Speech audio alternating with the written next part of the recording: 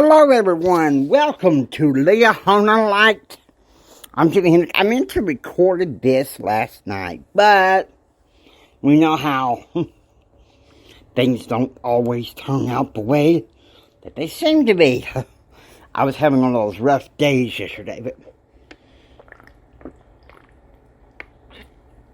I'm not going to make an excuse. Had one of those bad Fridays. But you know, this old contemporary Christian artist I like named Carmen, he says, it may seem like Friday night. Oh, but Sunday is on the way. You know what? And so what we're going to do, we are on a series called Living the Faith. And, of course, we are rounding, as soon as I can find some place to set this phone. Here's as good as any, because I can't find my phone stand. We're going to round up this series called Living the Faith. We're going to go into the book of James here, so pulling up my gospel library app. Here we go. Now, we're going to be doing James chapter 7, James chapter 1. Rather, James chapter 1. Verses 17 through, we're going to do 17 through 24. There's a lot more to that, but I think we can use the cutoff there. And then tomorrow night, I will be filming for tomorrow night. I will be recording rather. And so here we are. James chapter 1. Now, you've heard some of the good stuff of what's required to be worthy, but we are going to crank it up a notch here. Okay, it says every good gift and every perfect gift is from above, and cometh down from the Father of lights, which whom is no variableness, neither shadow of turning. Let's take a look at that verse, okay? Every good gift. If you look at Moroni, well, alright then, I guess, why don't you look at this? Moroni chapter 7, verse 12. I think we're going to be doing 12 and 13 in the Book of Mormon. It says this. If I can get this crazy laptop to cooperate with me. Yeah, let's go ahead and go over to Moroni chapter 7. Okay, in verses 13 and 14 says this. 12 and 13 says this. Wherefore all things which are good cometh of God, and that which is evil cometh of the devil.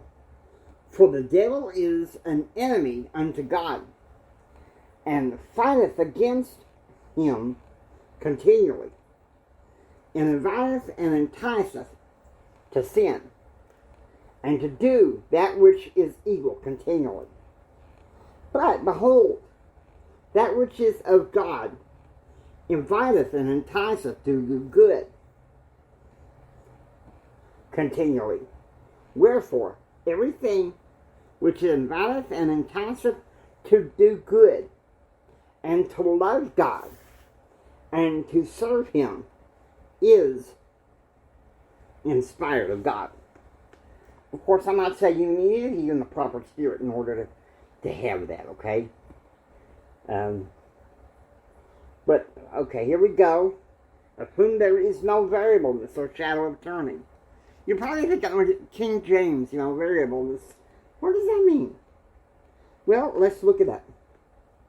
Well, I'm clicking on variableness. And according to there is no imperfection. The original Greek, it means there is no imperfection or shadow of turning, okay? Now we can go forward to verse 18.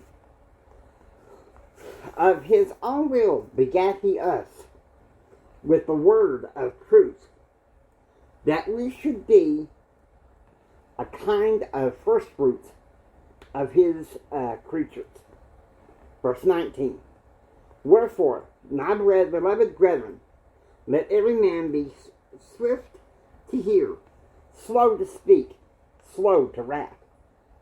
Okay, let's examine this. Slow to speak. Okay? He that hath knowledge spareth his words, and a man of understanding is of an excellent spirit. So it says that in the Proverbs. So, we got to watch in some ways what we're saying. Especially, just going to say this, okay? We're living in a reactive culture right now. And so we do need to be slow to speak. And slow to wrath, okay? We need to have patience. And of course, the culture we're living in right now teaches that don't be patient. Lose your patience. Come on. For the wrath of man worketh not the righteousness of God. Ain't that the truth? That's verse 20. Verse 21. Wherefore, lay apart all filthiness and superfluity of naughtiness. Okay, we need to look at this in Greek, okay? Look at this part in Greek. Superfluity of naughtiness. What that means is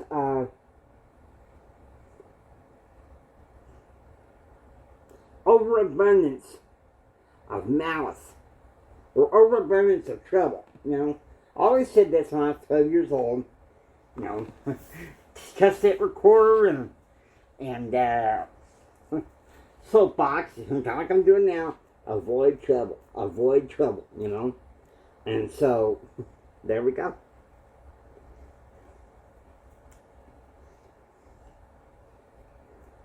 And receive with meekness the engrafted word, which is able to save your souls. What do I mean by the engrafted word?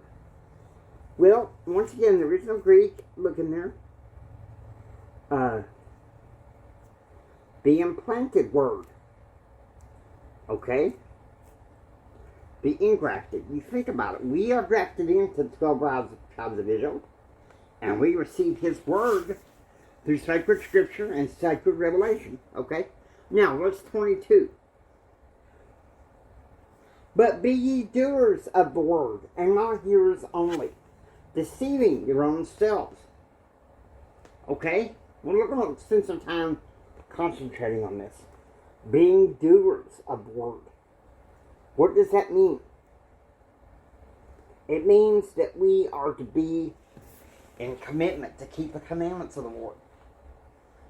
I'll be honest with you. People nowadays, it's sad. It's sad. People say, well, I've heard other Christians tell me, well, the law was done away with. Yes, the law of Moses was done away with. But, sorry, you're meant to live a higher law. The higher law is Jesus Christ, and that's nothing we have to apologize for, really, because it is a higher law. He gives us this higher law. And so, to that end, we have to be committed to some good works. All right, here's what's coming up next. Something tells me I've got to wrap this up, unfortunately. Verse 23. For if any be a hearer of the word, and not a doer, he is like a man beholding his nature and his natural face in a glass. But he beholdeth himself, and goeth his way, and forgetteth what manner of man he was. Okay? So, that means that we're saved by grace, yes. But, we are still required to live a good life. Whether you want to believe that, whether you want to stand for that, you still have to live a good life. And so, I hope To the extent that you've enjoyed listening to Leah Horner Light, if you like what you hear, please subscribe, become a part of the Leah Horner Light family.